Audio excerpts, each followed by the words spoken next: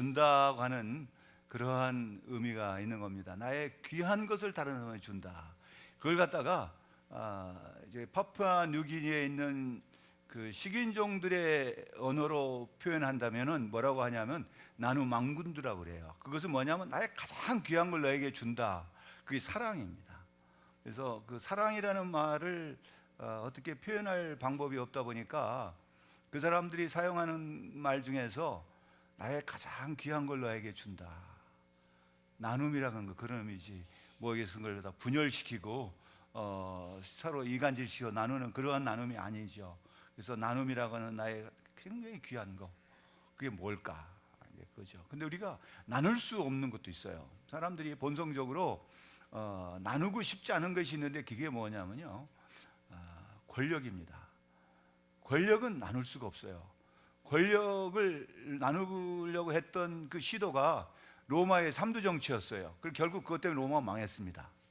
하여간 역사적으로 이 권력을 나눌 수가 없는 거고, 권력이란 건 독점하고 싶은 거죠. 또 뿐만 아니라 사람들은 자기가 갖고 있는 소유물, 재물을 나누고 싶지 않은 거예요.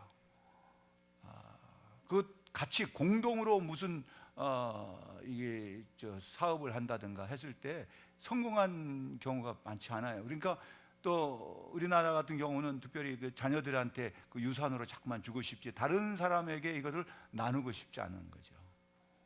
그런데 그걸 나눈다고 하는 사람들은 굉장히 참 어떻게 보면은 훌륭한 사람들이죠. 자기의 재산을 갖다가 99%를 갖다가 그냥 다 사회에다가 내놓는 사람들. 그 페이스북에 그러한 그 회장 같은 사람은 그렇게 했더니 저희 그 상록이가 하는 얘기가, 아빠 그 1%가 얼마인 줄 알아? 그 1%만 있어도 그 사람은 자기 자손 만대에 걸쳐서 부자로 산다. 99%가 다 필요 없다는 얘기예요. 그런데 사람들은 그나마도 못하잖아요. 1%만 있어도 살 수 있는 것 같다가 100% 다 소유하고 싶은데 그 재물을 나누기 힘들어요. 우리가 나눈다고 하는 게 쉽잖아요. 또 우리가 나눌 수 없는 게 뭐냐? 우리가 결코 사랑을 나눌 수가 없어요. 내 사랑을 조각내 가지고서 여러 사람에 나눠줄 수 없어. 사랑은 독점하고 싶은 거죠. 우리가 나눈다고 하는 건, 그러나 우리가 나눌 수 있는 게 뭐냐? 정말 나의 가장 귀한 거, 예수님은 그의 생명, 그의 복음을 우리 위해서 주셨어요. 나눔이라고 하는 것은 쪼갠다는 개념보다는 준다는 개념입니다. 때문에 우리가 새생명 축제를 통해서 오늘 이제 발대식을 했는데, 내가 줄 수 있는 게 뭘까? 나의 가장 귀한 거를 우리가 줘서라도 한 생명을 구할 수만 있다면은 그게 얼마나 참 복된 일인가. 어느 목사님은 한 사람을 구한다면 자기는 1억이라도 쓰겠다. 1억이라도 써서 그 사람을 구원할 수만 있다면은 그렇게 하겠다. 그런 말씀을 들은 적이 있어요. 근데 권력을 나눌 수가 없는데요. 지금 이 말씀을 통해 저는 뭘 전하려고 하는가 하면은, 예수님께서 예루살렘에 입성하신 그 의미를 전하기 위해서 그 당시 상황, 배경 설명을 하고 그 입성의 의미 통해서 우리에게 주는 교훈이 무엇인지, 또 마지막으로는 이제 우리가 그 교훈을 받았으면 우리 해야 할 일이 뭔가 적용 말씀을 드리려고 그래요. 우리가 권력을 나눌 수 없다고 말씀했잖아요. 근데 그 당시에 이제 상황을 보면은 누가 권력을 쥐고 있냐면은 이제 로마의 그 식민지로 있지만은 그 로마의 정치는 자국의 그 나라의 그 통치하는 거는 이제 거기에 왕을 세우고, 또 거기에 종교적인 거는 또 그 사람들의 종교 지도를 세워서 그렇게 했었습니다. 그러니까 그때 당시에 왕은 헤롯이었죠. 근데 정치적인 지도자지만은 그 정치적인 지도자보다도 오히려 영향력이 있었던 거는 종교적인 지도자들이었어요. 예루살렘이 바로 그의 본거지죠. 거기에 성전이 있고, 그리고 그 예루살렘에서 가장 막강한 권력을 가지고 있는 기구가 뭐냐면 공회라고 하는 시나고그였어요. 공회 회원. 그래서 이 공회 회원들을 보면은 니고데모 같은 경우가 그 공회 회원이에요. 그것도 바리새인이에요. 그리고 그 사람은 부자예요. 막강한 힘을 갖고 있는 사람이죠. 또 사람들에게 존경을 받은 사람입니다. 그런데 이 공회 회원들을 보면은 그 당시에 그 구성원들의 대다수가 누구냐면 사두개파 사람들이었어요. 그때 당시에는 사두개파라는 거하고 바리새파가 있었습니다. 근데 이 사두개파는 현실주의자들입니다. 현실적인 것이 중요하다. 그래서 이 사람들은 부활을 믿지 않은 사람들이에요. 또 바리새파는 반대로 부활을 믿어요. 이상적이에요. 그래서 그들은 열심히 막 그렇게 하는 것이 이 현세에 대한 복보다는 내세에 대한 하나님의 그 어떤 복을 오히려 그들은 기다리고 있는 거예요. 그러니까 메시아가 오신다고 하는 미래적인 것을 가지고 열심을 내는 사람들이고, 이 사두개파들은 그런 것보다는 현실적으로 자기한테 어떤 유익이 있느냐, 지금 당장에 나한테 어떤 것이 더 유익이 있느냐, 그게 뭐였냐면 로마 정부에다가 이제 아부하는 거예요. 로마 정부에서 하라는 대로 하는 거예요. 예를 들면 일제 강점기 때 민족 반역자들 있잖아요. 이제 소위 말하면은 친일파라고 하는 사람들이, 그런 사람들이 누구냐면 바로 이 사두개파 같은 사람들이에요. 근데 이 사람들은 부활을 믿지 않는데 무슨 일이 벌어졌냐면은 이제 이 오늘 말씀 중에 21장 이렇게 읽었는데 그 앞서서부터 우리가 보면은 12장을 읽었는데 11장을 보면은요, 요한복음 11장에 무슨 내용이 나오냐면은 죽었던 나사로가 다시 살아나는 일이, 예수님께서 다시 살리셨어요. 이제 그런 일이 벌어지니까 어떤 일이 반응이 보여졌냐면은 이 11장 45절을 보니까 마리아가 에게 와서 예수께서 하신 일을 본 많은 유대인들이 그를 믿었으나 그 중에 어떤 자는 바리새인에게 가서 예수께서 하신 일을 알리니라. 예수께서 하신 일이 뭐였냐면 무덤 속에서 냄새나는 그 시체, 나사로의 시체를 향해서 나사로 나오라 했을 때 이 나사로가 묶인 채로, 동인 채로 나왔단 말이에요. 그래가지고서 프로나 다니게 하라 해서 이제 그 일로 인해서 이제 사람들이 예수를 많이 믿게 됐다. 근데 그걸 들은 이 바리새파 중에 몇 사람들이 가서 얘기하니까 대제사장, 그 다음 절을 보니까 뭐라냐면 이 대제사장들과 바리새인들이 공회로 모였어요. 공회를 모아가지고서 이때 이 사람이 많은 표적을 행하니 우리가 어떻게 할꼬? 이제 쉽게 얘기하면은 이거는 무슨 일이 벌어진 거냐면은 자기들의 그 권력의 도전, 자기들의 기득권을 자칫하면은 이 백성들이 자기를 따르지 않고 그 사람을 따르게 됐다.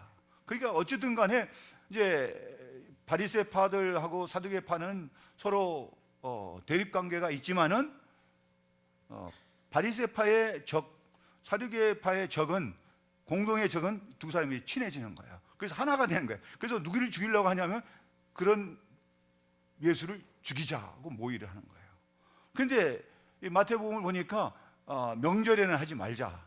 그래서 그 모의를 계속해서 합니다. 그래서 이 보면은 그들이 모여가지고 뭐 하냐면 그 모의를 하게 됩니다. 나사로의 일 때문에. 그래서 보면은 이제 11장 53절을 보시면은 뭐라고 되어 있습니까? 이날부터는 그들이 예수를 죽이려고 모의하니라. 이들이, 그것은 이제 공회 회원들이죠. 거기는 대제사장, 거기에 이제 대표적인 수장이라고 할 수 있는 대제사장, 또 사두개파, 바리새파 할 거 없이 그들이 모여가지고서 결론은 뭐냐?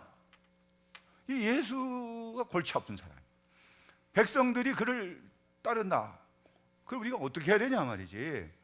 그걸 모의한 결과가, 결론은 뭐냐? 예수를 죽이자는 거였어요. 그리고 또 명령을 내렸는데 57절을 보니까 11장 57절 뭐라고 합니까? 이는 대제사장들과 바리새인들 누구든지 예수 있는 곳을 알거든 신고하여 잡게 하라 명령하였습니다. 그 명령을 내렸어요. 누구든지 예수가 어디 있는지 알면은 신고하여서 잡아들여라 하는 얘기를 했어요. 근데 그러한 것이니까 예수님께서는 그걸 피해가서 빈들 중심으로 해서 이렇게 다니시기도 했는데, 그 12장에 보니까 유월절이 돼서 이제 유월절을 지키시기 위해서 예루살렘에 이제 가까이 가셔서 그 동네가 어디냐? 베다니예요. 베다니에 누가 사냐면 그 죽었다가 사는 이 나사로가 있는 동네예요. 나사로가 있는데 거기에 또 누가 있냐면은 그 마리아와 마르다, 그 마르다와 마리아 자매들이 같이 이제 살고 있는데 그곳에 갔을 때에 마리아가 예수님께 향유를 부어 주었잖아요. 그런 일이 이제 벌어지면서 계속해서 예수님이 그곳에 있다는 소식을 듣고 유대인들이 예수만 보러 가는 게 아니라 누구를 보러 가냐면 죽었다가 다시 산 나사로를 보러 그 집에 몰려들기 시작했어요. 근데 그 속에는 그런 사람만 있는 게 아니라 지금 대제사장 명령을 내렸잖아요. 예수에 있는 것을 알면은 신고하라. 잡아서 죽여야 되니까. 이제 그런 명령을 내렸으니까 그 중에 그 명령에 따라서 이제 예수가 있다는 소식을 듣고 이제 거기에 간 사람들이 있단 말이죠. 그 사람들과 해서 큰 무리가 여기 12장 12절이죠.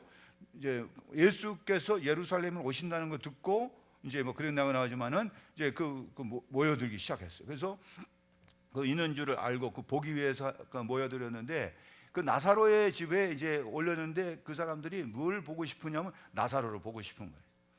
과연 정말 죽었던 사람이 살아났다면 어떤 모습일까? 좀 궁금하지 않을까요? 이제 정말 한번 가서 물어보자. 너 정말 죽었다가 살았냐? 뭐 그렇게도 궁금한 사람들이 막 몰려든 겁니다. 그래가지고서 근데 나사로도 보고 싶은 거예요. 근데 그것 때문에 어떤 일이 또 벌어지냐면요. 12장 10절 보니까 대제사장들이 나사로까지 죽이려고 모의했다. 또 이 사람들이 많이 예수님 있는 대로 모이기만 하면은 모여가지고서 어찌든 예수를 죽이자 모의하는. 근데 예수만 죽인 게 아니라 이 나사로도 죽이자 이게. 나사로 때문에 사람들이 예수님 더 따라가는. 나사로가 그게 다시 산 게 예수 때문이니까 그 나사로까지 없애버리면은 그러지 않지 않겠냐 생각하는 게요. 자기의 권력을 유지하기 위해서는 그 걸림돌이 된 건 다 제거하고 싶은 거예요. 뭐 그게 나사로가 됐든 누가 됐든 간에 그들의 그 모의가 그거죠. 그래서 나의 권력에 도전을 한다. 내 권력을 이게 위태롭다 생각하니까 그냥 나사로도 죽이자. 이제는 뭐 예수도 죽이자. 다 그런 식으로 모의를 했는데 그렇게 된 이유가 뭐냐면은 12장 11절 한번 읽어볼까. 뭐라 했죠? 나사로 때문에 많은 유대인이 가서 예수를 믿음이라. 근데 그 많은 유대인들이라는 속에는 누가 들어가 있냐면은 처음부터 예수를 믿는 사람이 아니죠. 그 중에는 그냥 나사로가 어떻게 생겼는가, 죽었던 나사로가 어떻게 됐을까 한번 보러 가자. 그런 사람도 있을 거고, 또 아까 이 명령을 내렸기 때문에 그 명령에 따라서 바리새인들 같으면은 예수를 잡을 이제 있는 곳을 이제 신고하여 잡게 했으니까 그 신고하러 간 사람도 있을 거란 말이죠. 가서 보니까 신고한다 뭐 한다는 어디 가버리고 어떻게 됐어요? 사람들이 예수를 믿게 됐어요. 그것 때문에 지금 뭐냐면은 나사로까지 죽이자 하는 것이 나옵니다. 근데 여기서 우리가 잠시 한번 생각해 볼 건 뭐냐. 나사로 같은 경우는요, 그 사람들에게 예수님이 나를 이렇게 살렸다, 그러니까 너 예수 믿어라, 그 얘기 안 했어요. 예수님이 나 무덤 속에 있었는데 그래서 뭐 죽어서 뭐 시체가 썩어가지고 냄새 나는데 뭐 이제 향하여 이제 나오라 해서 내가 나왔다, 뭐 그런 얘기 안 했어요. 그래서 너희들도 예수 믿어라. 그렇지 않으면은 뭐 너희들 잘못하면 지옥 가. 그러니까 예수 믿어. 좋은 말 할 때 믿어. 그런 얘기 아무 말 안 했어요. 그냥 있는 거예요. 근데 사람들이 와서 나사로를 보고 뭐 했어요? 예수 그냥 믿은 거예요. 여러분, 이게 저와 여러분의 모습이 됐으면 좋겠습니다. 누가 꼭 가서 예수 믿으시오 말 안 해도 그 사람을 보면은 나도 좀 예수 믿겠다. 그런 삶에. 그래서 이 나사로 같은 경우는 산 증인, 살아있는 전도가 된. 그냥 말 안 해도 그냥 그 사람은 있기만 해도 사람들이 예수를 믿었다는 사실이에요. 정말 이거는 놀라운 일이 아닐 수 없잖아요. 나사로가 그 다음에 다니면서 예수를 증언했다 그런 얘기 없어요. 그냥 나사로만 있으면 사람들이 그걸 보러고 왔다가 믿게 되는 거예요. 누구를 믿냐? 예수를 믿게 됐다. 여러분, 이것은 뭐냐? 하나님께서 나에게 주신 은혜를 내가 감사하면서 그 은혜로 살면요, 다른 사람이 그걸 알아요. 여러분이 내가 뭐 나가서 뭐 이렇게 전도를 외치고 막 안 한다 할지라도 내가 있는 처소에 따라 다른 사람이 나를 보면은, 나를 만나면은, 야, 저 사람처럼 나도 한번 살고 싶어. 근데 저 사람은 도대체 어떤 사람일까? 왜 저럴까? 알고 보니까 참 예수를 믿어.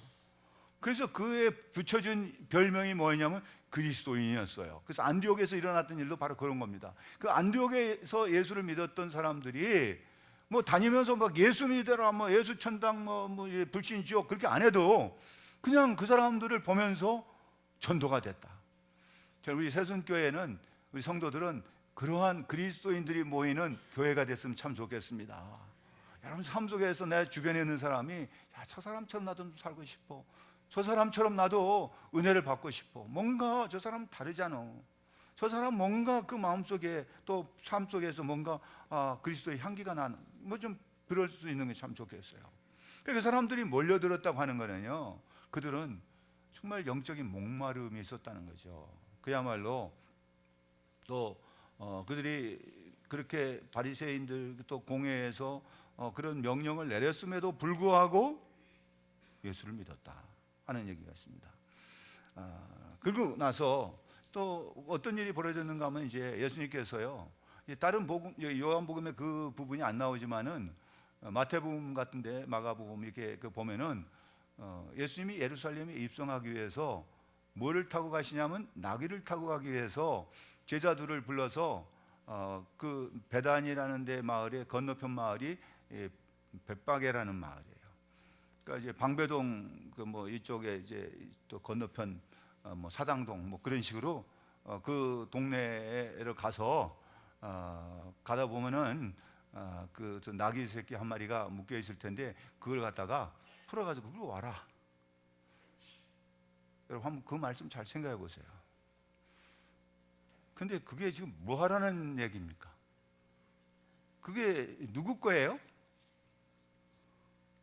그게 누구 소유입니까? 소유자 이름은 안 나와요. 예수님 겁니까? 아니에요. 주인이 나오거든요. 근데 제자들에게 그 얘기 하는 거예요.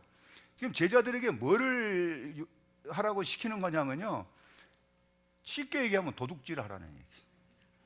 다른 말로 하면 남의 거 허락 없이 가져오면 도둑질이에요.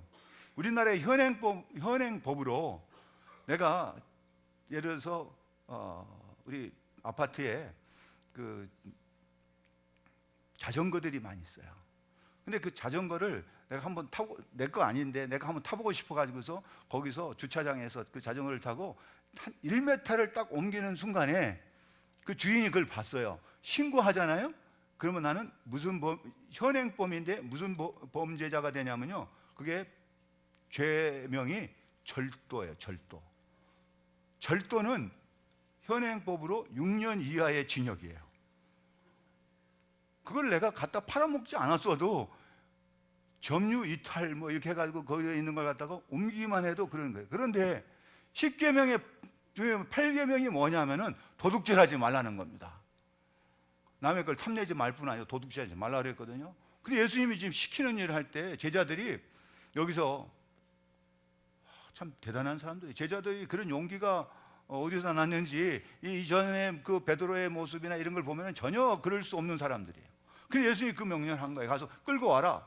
그런데 예를 들어서 이렇게 얘기하면, 저 벳박에 그 사당동 저기 가면은 그 아무개 그 집사님 집 있잖아. 거기 보면 집사님이 그 키우고 있는 그 강아지 끌고 와. 왜 끌고 갑니까 하면은 차 목사님이 쓴다 그래라. 그래도 할까 말까 그럴 겁니다 아마. 그렇게 얘기했더니 제자들이 그러구나 하고 갔는데, 그거 없이 그냥 가가지고서 그냥 끌고 와라 그러면은 그게 할 수 있겠냐? 이게 도무지 이해가 안 되는 얘기예요. 그건 로마 법으로도 걸리고 유대인 법으로도 걸리는 거예요. 율법적으로 10계명에도 도둑질하는 거죠. 허락 없이 가져온다는 이게 말이 되는 거예요? 아무도. 그런데 여기서 예수님한테 그렇다고 항의하거나 저는 못하겠습니다는 얘기 안 했어요. 가서 그 말씀대로 했어요. 그랬더니 주인이 그냥 순수히 내준 거예요. 저는 이 부분에서 성경에 나오는 어떤 사람이나 동물 중에 가장 복받은 사람이 누굴까? 가장 복받은 동물이 뭘까? 뭘 같아요? 이 나귀 새끼예요. 예수님이 타셨잖아요. 그거를 만왕의 왕 이스라엘 왕 다윗의 자손 예수님이 그걸 타고 예루살렘에 입성하셨단 말이에요. 그걸 계속해서 타고 다니는 게 아니라 그때만 타고 잠깐 빌려서 탔을 수도 있어요. 얼마나 정말 보잘것없는 나귀 새끼가 영광스러운 그러한 일을 행했습니까? 여기서 그 주인도 대단한 사람이에요. 그냥 내줘서 순수히. 이름이 없어요. 성경에 이름이 안 나올 때는 이름보다 더 중요한 것을 강조할 때예요. 그 주인의 헌신, 섬김 내줬어요. 주님이 쓰신다고 하면은 기꺼이 내줬어요. 사랑하는 성도, 내가 주님이 쓰신다 할 때 오늘 내가 시간과 내 물질과 내 몸을 드리겠습니다. 서야겠어요. 우리 그 다짐대로 주님이 나의 시간, 나의 재능, 내가 가지고 있는 그 나귀 새끼 한 마리라도 주님은 사용하시길 원할 때 난 기꺼이 내놓아야 된다. 그 주인처럼. 그럴 때 얼마나 영광스러운 그 복이 그에게 임하게 되는가 하는 걸 가르쳐 주고 있습니다. 또 나가서 왜 주님은 여기서 우리가 생각해 볼 수 있는 것은 왜 나귀를 타셨을까? 나귀 보신 적 있어요? 우리나라에 나귀 잘 안 타고 다니잖아요. 근데 나귀는 정말 우스꽝스럽게 생겼어요. 또 나귀는 또 새끼니까 나귀 새끼니까 그거를 한번 타는 그 나귀 새끼가 크지 않아요. 나귀가 좀 크면 좀 크지만은 이 새끼일 때는 그 위에 타면은 좀 어떨까? 내 발이 긴 사람은 다리가 땅에 닿을 수도 있어요. 근데 그 걸어가는 모습도 영 웃기게 걸어가요. 그런데 그거를 한번 장면을 생각해 보라고요. 예수님께서 그 나귀를 타고 가신다. 나귀 새끼를. 왜 나귀 새끼를 타올까? 기왕이면은 흰 말, 백마 탄 왕자처럼 개선 장군처럼 말을 타고 들어갔으면 얼마나 멋일까? 여러분, 말을 타면요 기분이 참 좋아요. 높은 데 탁 서가지고 타면 자기가 마치 무슨 개선 장군처럼 되는 그 느낌을 받아요. 말을 위에 딱 앉아있어 타고 가면. 근데 말 거는 것도요 아주 굉장히 참 멋있게 걸어요. 근데 나귀는 전혀 그런 모습이 아니거든요. 근데 왜 나귀를 타셨을까요? 여러분 한번 생각해 보세요. 왜 그랬을까? 저는 그 부분에서 왜 나귀를 타셨어요? 기왕이면 타고 가실 바에는 백마를 타고 가시지 왜 나귀를 타고 들어가시냐? 그 많은 동물 중에 차라리 소를 타고 가든지 뭐 하지 그 정말 보잘것없는 나귀 새끼를 타고 갔을까? 근데 그는 스가랴 9장 9절에 나오는 말씀을 성취하시기 위한 것이었어요. 근데 그 말씀의 성취라고 하는 건 예언의 성취라는 하나님의 뜻이라거든요. 하나님의 뜻을 예수님께서는 이루시기 위해서 정말 보잘것없는 나귀를 타시는 모습까지 낮아지셨다고 하는 거예요. 만왕의 왕이고 천지를 창조하신 하나님께서 사람에 대해서 이 땅에 오셨을 때 가장 정말 보잘것없는 짐승의 대표가 어떤 거냐면 나귀 새끼예요. 그런데 그 나귀 새끼가 뭐를 상징하냐면 이거는 나귀 새끼는 평화의 상징이고 말은 전쟁의 상징이에요. 그렇기 때문에 신명기 17장 14절로 17절을 보면은 모세의 고별 설교가 나옵니다. 그 중에 세 가지를 금하고 있어요. 첫 번째가 뭐냐면은 말을 많이 소유하지 말아라. 말. 그 다음에는 두 번째는 뭐냐? 아내를 많이 두지 말아라. 아내를 그 당시에 또 많이 두려고 한 사람도 있었던 것 같아요. 하여간 세 번째는 뭐냐? 금과 은을 많이 축적하지 말아라. 그 중에 첫 번째 뭐냐? 말을 많이 두지 말라고 그랬어요. 근데 우리가 성경에서 보면은요, 임금들이 말을 타고 어디 입성했다. 다윗이 예루살렘 그 성전에 저 다윗 성에 입성할 때 말 타고 입성했다는 얘기 없어요. 그리고 다윗이 그 빼앗겼던 법궤를 아비나답의 집에서 그 성전으로 예루살렘으로 옮겨올 때 말이 끄는 수레를 가져간 게 아니라 소가 끄는 새 수레를 만들어서 같이 말을 사용하지 않았어요. 그래서 말은 전쟁의 상징이었고, 또 말을 성경 곳곳에 그런 얘기를 합니다. 그러니까 기병이나 이런 걸 의지하지 말아라. 전쟁은 내게 속한 거니까.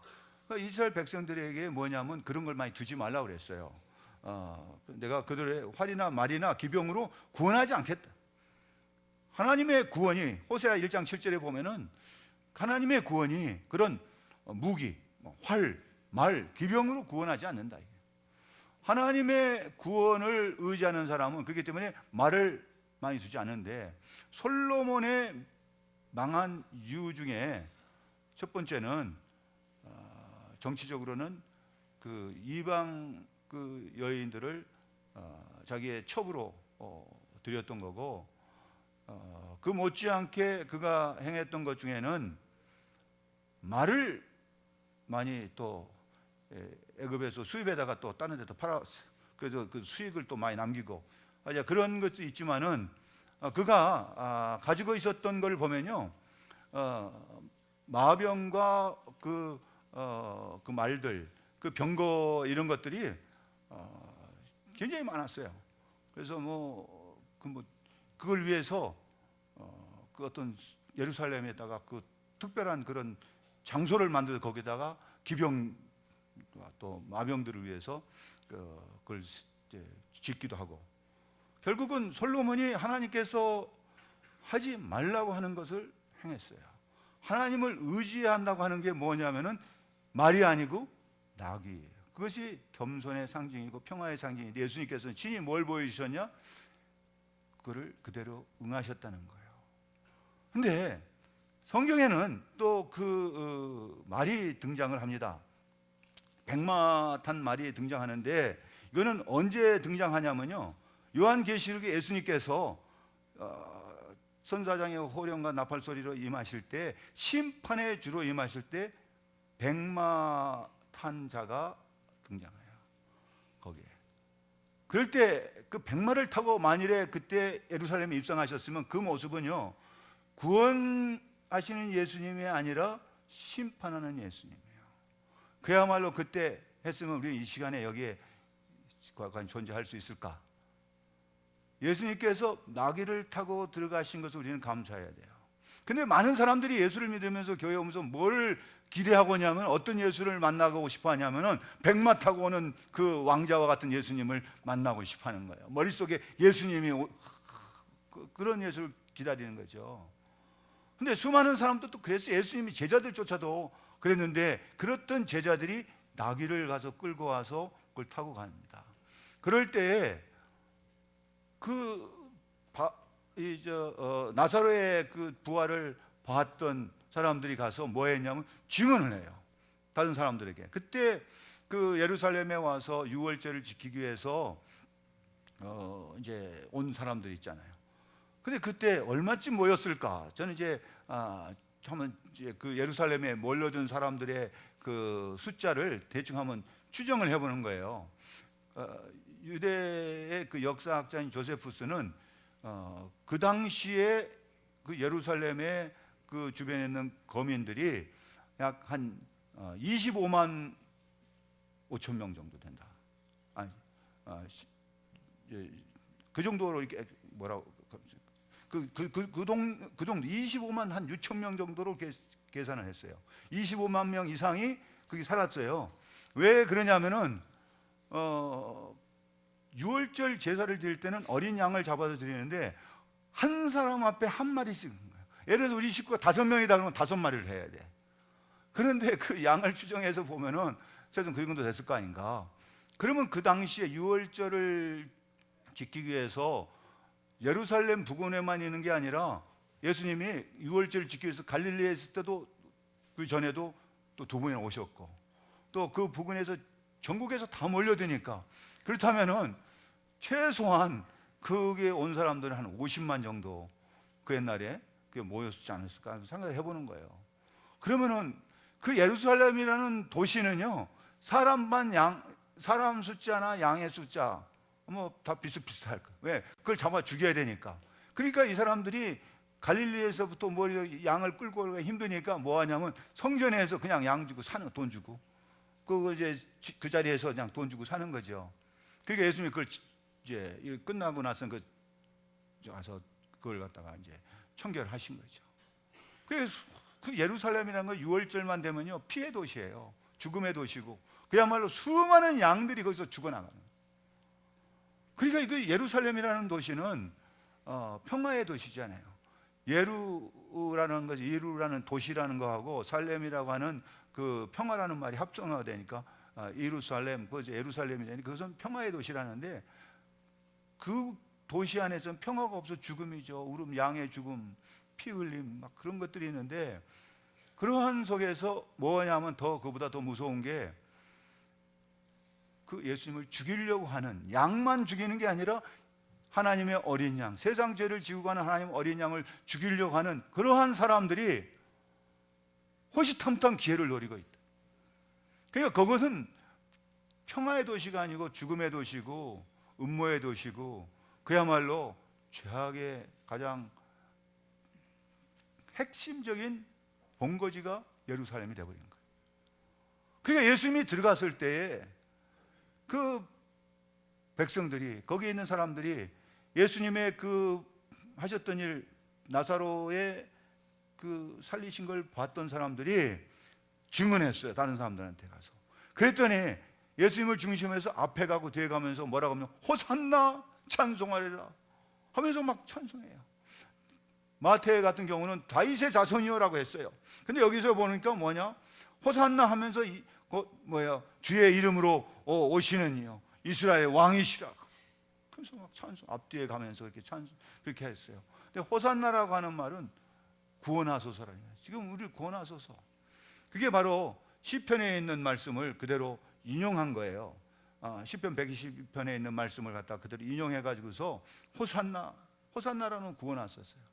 근데 많은 교회들이 찬양대의 이름을 호산나 찬양대라고 하는 데가 참 많아요. 그냥 찬송하리로다 하다 보니까 그 이름을 호산나 찬양대. 그런데 그 호산나라는 말씀은 의미가 뭐라고요? 구원하다. 지금 구원하소서. 그러니까 지금 그렇게 그 외치는 그들의 무리는 정말 그야말로 지금 영적인, 그러니까 지금 그들이 구원을 받아요. 구원에 굶주려 있는 사람들이 예수님과 함께 예루살렘에 들어가면서 호산나 호산나. 여러분 여기에서 우리가 한번 생각해 볼 수 있는 게 있어요. 그게 뭐냐면 여기서 주고 있는 또 적용의 말씀은 나사로의 그 부활을 보았던 사람들이 가서 증언했어. 다른 사람들이. 그거를 시킨 거 아니에요. 예수님이 너 가서 이렇게 내가 한 걸 가서 해라 그렇게 말씀 안 했어요. 자기들이 본 걸 가서 이야기한 거예요. 증언했어요. 이것은 뭡니까? 내가 받은 은혜를 다른 사람이 증언하라는 얘기예요. 내가 받은 대로 가서 내가 본 대로 내가 받은 은혜를 증언하는 거예요. 그럴 때 그 소리를 듣고 앞에 가고 뒤에 가면서 호산나고 찬송하고 갔다는 거예요. 여러분 오늘 이 말씀이 우리에게 뭐를 요구하고 있는지를 잘 말씀하고 있는 겁니다. 사랑하는 성도들, 오늘 이 말씀 속에서 예수님은 친히 자기 자신이 가장 낮아지는 겸손의 모범을 보이셨고, 또 그걸 통해서 죄악된 세상의 대표라고 할 수 있는 예루살렘에 들어가면서 다른 사람들이 구원의 그 갈증을 막 외쳤다는 거예요. 그게 구원하시러 들어가요. 구원주로서. 심판을 주러 가는 게 아니라 처음에 오신 예수님은 이 세상을 뭐하러 오셨냐? 구원하시기 위해서. 그야말로 자기의 영혼이 죽어가고 있는 그런 사람들이 지금 나를 구원하소서 하나님. 그거는 성전에 올라가면서 불렀던 찬송이었어요. 성전에 올라가면서 백성들이 지금 나를 구원하소서. 지금 나는 주님이 필요합니다. 나를 구원해 주소서. 나의 큰 어려운 문제가 있습니다. 여러분 우리가 주님 앞에 나올 때 주님이 말씀 안 해도 우리는 뭐 합니까? 호산나를 불러야 돼요. 호산나라는 얘기는 나를 구원해 달라는 얘기예요. 여러분, 나에게 어떤 문제가 있습니까? 나에게 어떤 어려움이 있어요? 그 어려움을 가지고 주님 앞에서 우리가 호산나, 나를 구원해 달라는 그 외침이 우리 가운데 있어야 되는 거예요. 누가 시켜서 한 게 아니에요, 이거는. 그러면서 찬송하리라 주의 이름을 오시는 이요, 그 주님을 찬양했어요. 이 예배가 바로 그러한 시간이 되기를 간절히 소망합니다. 오늘 이 예배가 나를 구원하는, 주님이 나와 함께 가는 예배가 돼야 돼요. 앞에 가고 뒤에 가고 주님은 같이 가셨어요. 함께 가시는 거예요. 그게 뭐냐면 예배예요. 주님이 나와 함께 하신단 말이에요. 임마누엘 하나님, 나와 동행하시는 거예요. 그리고 나의 어려움을 아시는 주님, 그 주님을 향하여 주님은 외치란 말도 안 했어요. 그냥 그들이 스스로 외친 거예요. 호산나, 찬송하리라 주의 이름 오시니요, 이스라엘의 왕이요, 다윗의 자손이요, 나를 구원하소서, 나를 불쌍히 여기소서. 주님은 그들과 함께 갔다는 얘기예요. 그런데 그 사람들에 반해서 거기에 대제사장과 바리새인들, 사두개인들, 이런 사람은 예수를 죽이려고 지금도 모의하고 있어. 그런 순간에도 원수 마귀는 아직도 우리를 삼키려고 두루 다녀요. 살아가는 속에 지금 우리가 자다가 깨일 때고, 지금은 은혜 받을 만한 때입니다. 내가 지금 어떤 모습인가를 생각해 보세요. 그냥 어느 쪽에 속해야 할 것인가? 주님과 함께 가는 무리인가? 아니면은 바리새 사람들과 또 이 대제사장들의 지시를 받아서 예수를 호시탐탐 죽이려고 하는 그런 모습인지. 예수를 우리가 정말 믿는다 한다면은 어떻게 해야 되냐? 정말 여기서 말씀을 정리해 보면은 제자들의 모습처럼 내 생각에 맞지 않아요. 오늘 우리 일어나서 그걸 뭐하러 하지? 저런 거 해서 또 뭐 하자는 거야? 그렇게 생각할 수도 있어요. 내 뜻하고 내 생각과 맞지 않고 그거 해서 뭐 하냐? 무슨 묘육이냐? 뭐 저거 해서 무슨 뭐가 있냐? 그렇게 생각할 수 있어요. 가서 나귀 끌어오라. 그거하고 같은 거예요. 그래도 그게 주님의 뜻이다. 주님께서 우리에게 요구하신 것이, 명령하신 게 뭐냐? 복음의 증인이 되라는 거예요. 우리가 복음의 증인이 돼요. 주님 말씀대로 뭐 해야 돼요? 순종해요. 순종이 무엇보다 나아요? 제사보다 나아요. 우리 예배를 아무리 드리는 것보다 뭐냐? 그 하나님 말씀대로 우리가 순종하는, 그게 뭐냐면 겸손이에요. 주님이 친히 우리에게 겸손의 모범을 보이셨어요. 가장 낮아지는 모습으로 새끼 나귀를 타고 예루살렘 입성하셨어요. 그런 주님께서 요구하신 게 뭘까? 그리고 그 예수님께서 하셨던 일을, 나사로의 부활을 보았던 사람들이 가서 증언을 했어요. 그랬을 때 사람들이 함께 가면서 주를 찬양했다는 거죠. 그 모습처럼 우리도 가서 뭐 합니까? 내가 받은 은혜를 뭐 해야죠? 증언해요. 다른 사람께 줘야 돼요. 나누면서. 그게 바로 섬김이에요. 그걸 통해서 복음이 전파돼야 돼요. 뿐만 아니라 이걸 통해서 누가 영광을 받으세요? 주님이 영광을 받으시고, 또 마지막으로는 누구와 함께 가야 된 거예요? 주님과 함께. 주님을 찬양하는, 함께 가는 우리 성도들의 삶이 되기를 주 예수 그리스도로 축복합니다. 기도하겠습니다. 하나님 아버지, 감사합니다.